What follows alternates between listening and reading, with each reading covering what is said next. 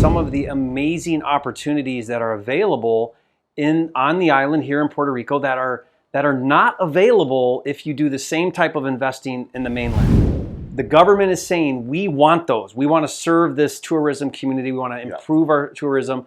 We will give you a 40% of your total cost, acquisition, any rehab, back as a credit. That's right. I mean, that's like better than any flip you would ever do, is to get 40%, right? It's pretty crazy. So it's kind of like you flipped it for a 40% home run win, but then kept the property. Yeah.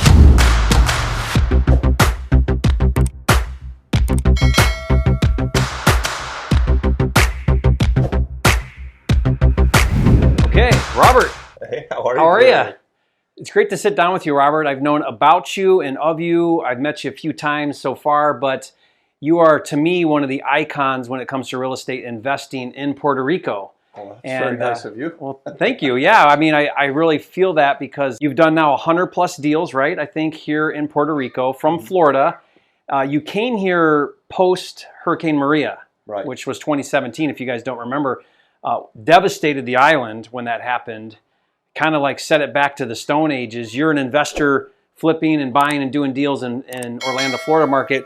And you see this opportunity of like, okay, there's going to be some amazing deals. There's going to be some opportunity to rebuild Puerto Rico. And you decided to come to the island and really make that a thing. Yeah. So you've been here since then. So what is that now? 4 or 5 years, right? Almost 5 years. We're coming up on 5 years. We were looking for a 2012 market. We were looking for a place that we would get a do-over on 2012. Because we did really well when we were coming out of the Great Recession. And the idea was to find this market and really go all in. So we had an idea of what a hurricane cycle looks like. And you're used to hurricanes, right, in Florida? We've done it a few times. I think we've been through, during our 25 years, half a dozen hurricane cycles. And so we see what that looks like again and again, and had this idea that this horrific storm was going to be the catalyst to improve things. And when we got here, we found that it was not just Hurricane Maria, it was this generational, decade-long recession that they had been in. They never came out of the 2008 crash. And all of the talent that would rise up in Puerto Rico would leave the island so that they could find opportunity elsewhere. And the idea was that, hey, that's going to change now. There's this 5-year cycle with the hurricanes, and if we get involved with this, we'll be able to ride this wave back up. And you're seeing that happen right now. I mean, you're really starting to see the tides turn. Yeah. I've been here now a little over a year, and you can feel it. You're seeing credit come back to the island a little bit more because banking left. You're seeing a lot of outside investment coming to the island. And it's an amazing time to be here as an investor. It really is. I still think it's 2012. Like we have, you and I, this first mover advantage, right, of being here early on. And so those of us that get in early, which I still say now is early, are going to continue to see this rise in tides and all ships rising in it, right? So, Robert, what I wanted to talk to you about on this video is some of the amazing opportunities that are available on the island here in Puerto Rico that are not available if you do the same type of investing in the mainland. If you're a flipper, if you're a buy and hold investor, whatever it is that you're doing in your real estate business on the mainland, you can do that here, obviously, but there are some huge incentives that you and I believe make it an absolute no-brainer to not be doing real estate here. Yeah. There's some challenges. We'll talk about those as well because it's not all upside. There are some challenges with investing on the island for sure. But what I've seen you do on your YouTube channel and some of the content you do, and I've done some as well, is it's kind of like a secret. Most people don't really know. And I feel like if people just knew the opportunity that was here, I think a lot more investment money would come. I think a lot more investors would come. I came for the Act 60. I talk about this on my channel a little bit. I'm here for the export services. It's allowed me to put me in the almost 50% income bracket to the 4% income bracket. Amazing. And that's just on my income. On top of that, there are some actual real estate investing incentives that I want to talk about, and I know you're taking full advantage of some of these. In fact, you've told me off camera, you're even redirecting a lot of your investing to specifically fit into these buckets, right? Yeah. So let's talk about it. There's two in particular I think that we really should talk about on this video, help bring awareness to this on my channel. I also want to keep the focus, Robert, with people watching that they may be sitting in Florida or Nashville or out west, Arizona, wherever, and maybe be thinking, shoot, how can I get involved in the gold mine right now in Puerto Rico? And so I want to maybe touch on that a little bit as well, because you can. I think you definitely can. It's going to look a little different probably than most people are thinking with like being able to find, source, manage deals here. So we'll talk about that. But first, let's talk about those two really big incentives. First, explain to people what the Tourism Act is. I think that's probably one of the favorites. Yeah. What is that, and how does that work? Big picture. Yeah. So big picture. If you invest in tourism in Puerto Rico, there's a stated need for something around 100,000 more hospitality doors over the next decade, right? And they're trying to build up the tourism industry. It's never been the big part of the GDP for Puerto Rico, but they want to change that. So we're at about 6-7% of GDP tourism right now, and they want to go to 15%. So they want to double that, right? So for that, investing in these projects, you get a 40% tax credit on everything you do. So from purchase price to renovations and development through the first year operation and the first year marketing budget. So that's a okay. Did you hear that? I hope you heard that. 40% tax credit. So if I buy an oceanfront Airbnb that meets that, or multifamily or boutique hotel. So 7 units is generally what you need to qualify, and you'd call it a guest house. Okay. There's multiple different levels of it: guest house, hotel. You can do a traditional bed and breakfast. All of them will qualify, but you want to make sure that you're buying at least 7 units is generally the... And would a 7-bedroom VRBO count for that, or is that maybe not? A 7-bedroom could probably be done as a bed and breakfast. Okay, so maybe and then you have to have 5 rentable doors inside of the bed and breakfast, and it still qualifies. Okay. It's a little bit more tricky. You have to have someone living on the property full time. So there's these different nuances to all of this stuff. We love this guest house because it's the path of least resistance. It's the least amount of hours that someone has to be there.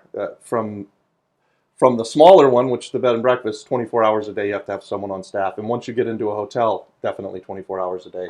This guest house, you can have staffed employees for 2 8-hour shifts and someone on call for 1 8-hour shift. So just to clarify, when we say hospitality, it's got to meet some specific requirements to be, it can't just be a single family Airbnb, that doesn't qualify. So the 7-unit and up, couple other rules to follow, but if you invest in a project like that on the island, the government is saying, we want those. We want to serve this tourism community. We want to improve our tourism. We will give you a 40% of your total cost, acquisition, any rehab, back as a credit. That's right. I mean, that's like better than any flip you would ever do, is to get 40%, right? It's pretty crazy. So it's kind of like you flipped it for a 40% home run win, but then kept the property. Yeah, yeah.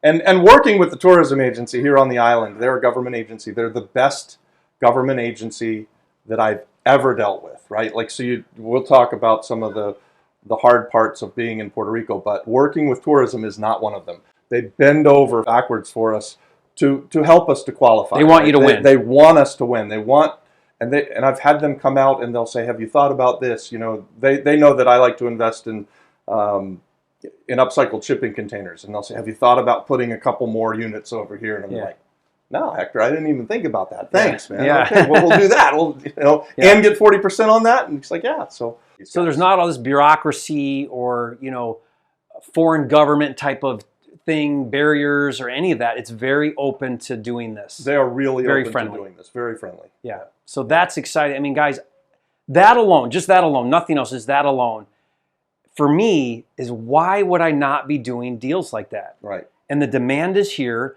Puerto Rico, you're seeing this big turnaround. I saw the statistics in, I think it was 2021, where Puerto Rico was in the top. It was in the top of places, tourism, places to visit. It was number 1 in the U.S. It was the best, fastest growing tourism industry in the United States Yeah. and all of the Caribbean as well. But even the bigger market of the entire U.S., we had the fastest growing economy-wise for tourism. So imagine doing a hospitality deal, getting 40% back, cash in your pocket, and you're keeping the asset to then cash flow as a hospitality. That's right. Yeah.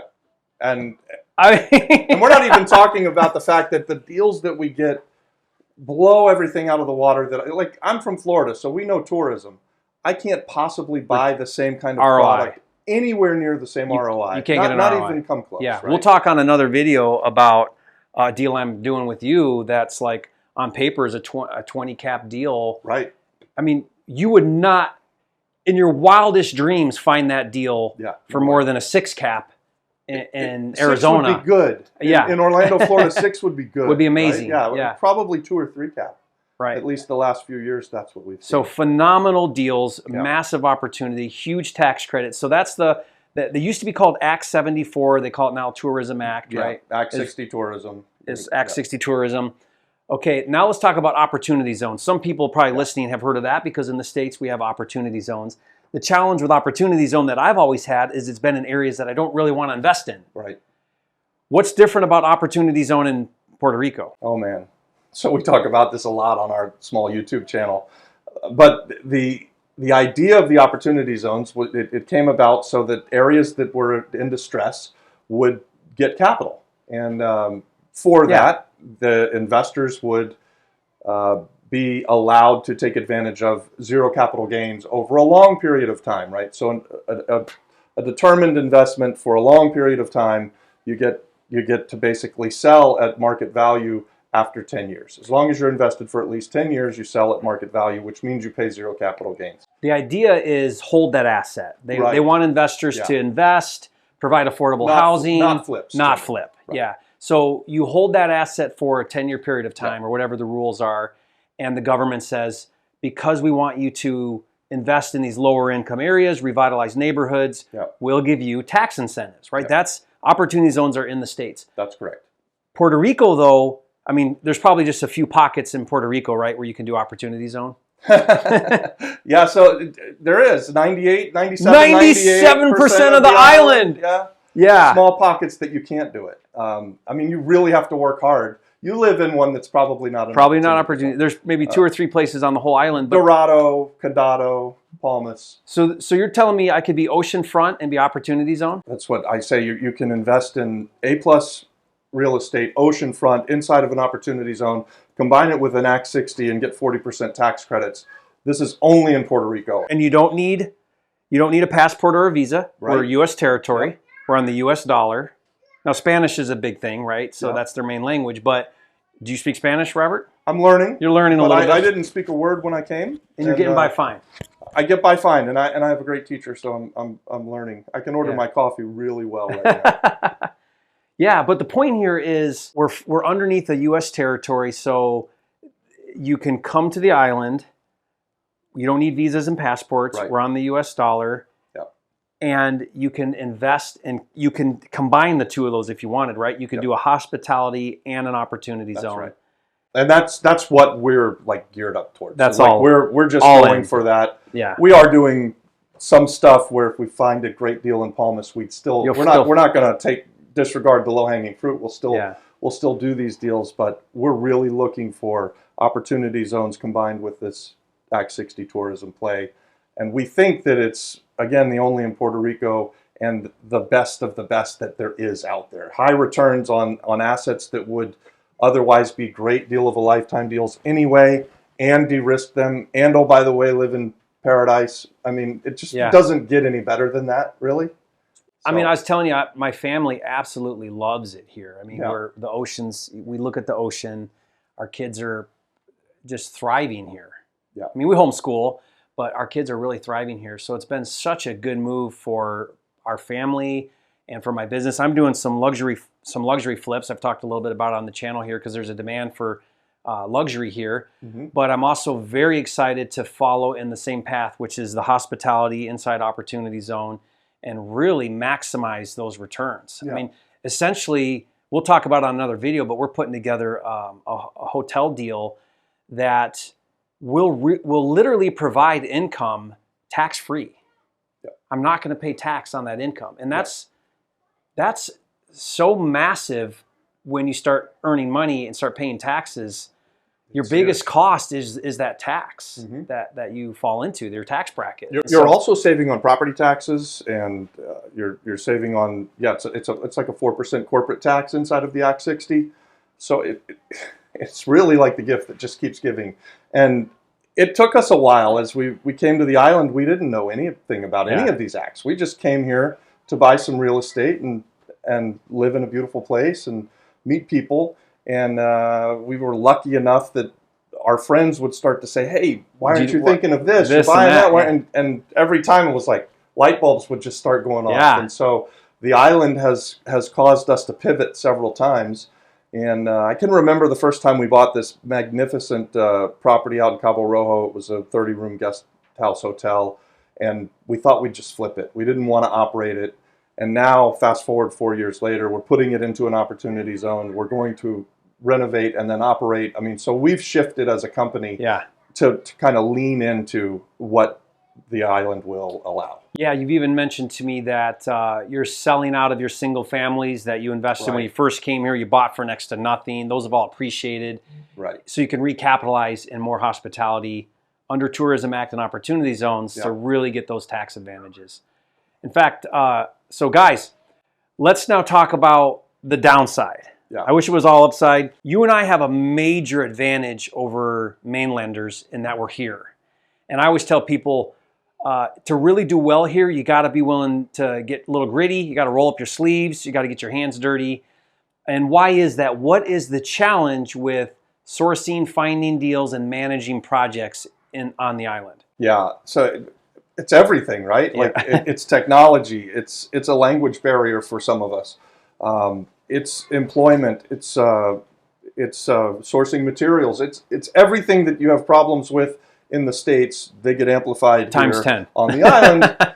Yeah, we would say that if we were told it's going to take a week, it's a month. A month is 6 months or a year, and a year might be a decade. So you just have to keep fighting and working hard. And one thing I would say about that is that it has every time always been worth it. So we complete these projects, and yes, they go over in time mainly. That's usually the hardest thing.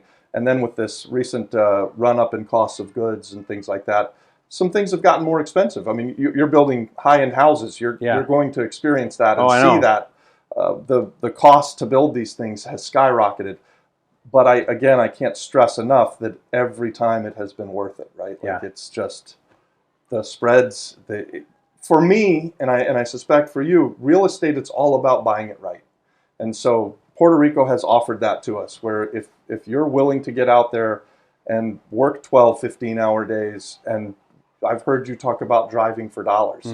There's not really any other way in Puerto Rico, right? There's no list. Yeah. There's no data. There's no data. There's no MLS really. Yeah, you can't look on Zillow and say, oh, this property's worth this much because of these other houses that have sold. You can't comp properties. You can't comp things. You have to build relationships. You need to know people who know the areas. I've seen you talk about that in the past, but it's just so true here. And so that is right, that we have a huge advantage in that we're here and that we're willing to do that. But some people that are watching that perhaps want to partner with you or I or things like that. Our business is about partnerships. That's how we scale. Right. So, that's what I wanted to talk about. So you've built your business with a lot of equity plays, a lot of partners, a lot of private capital. Yeah. I've done that as well quite a bit. I've also leveraged a lot of debt, which is I'm finding to be extremely challenging here, but not impossible, and it's coming. And if you're not familiar with what I mean, it means getting credit from banks. Cheap. I call it cheap money versus expensive money. Yep. But if you're watching this video and you're like, man, I've got capital to deploy, what I would say is maybe rather than jump on a plane and come to Puerto Rico, unless you're committed to that, really commit to that if you are. If that's not you, then you really need to build a team on the ground here that's sourcing, finding deals, operating deals, and you can tie into those.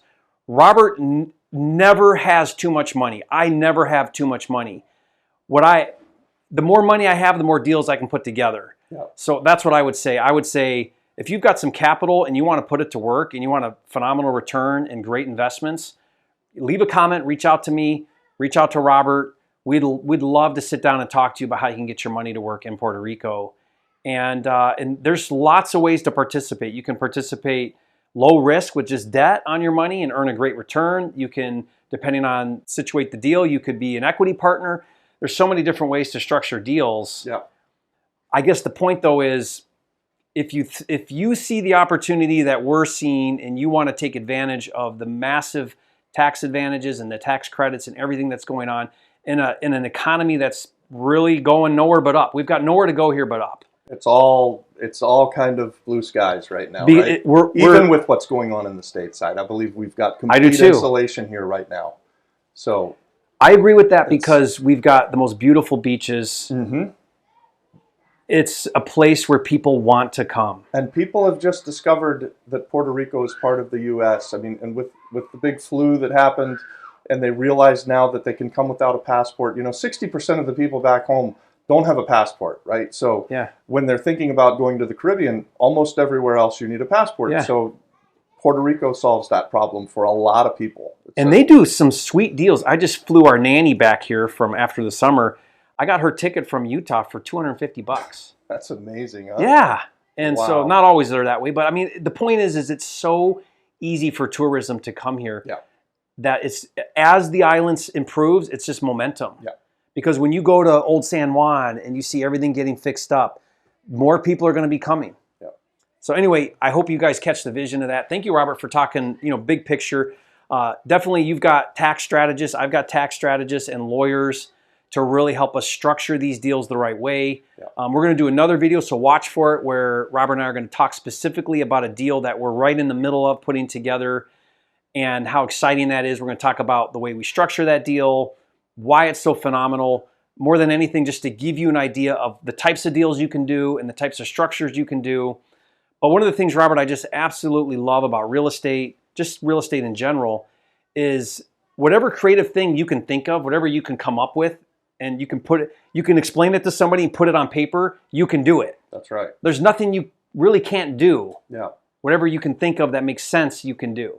Yeah. Isn't that phenomenal? It's amazing, right? And it's just so much fun. Like I found my happy spot here in Puerto Rico, and we're doing things, to your point, that we never dreamt of, right? Like, so I bought and sold a couple thousand houses.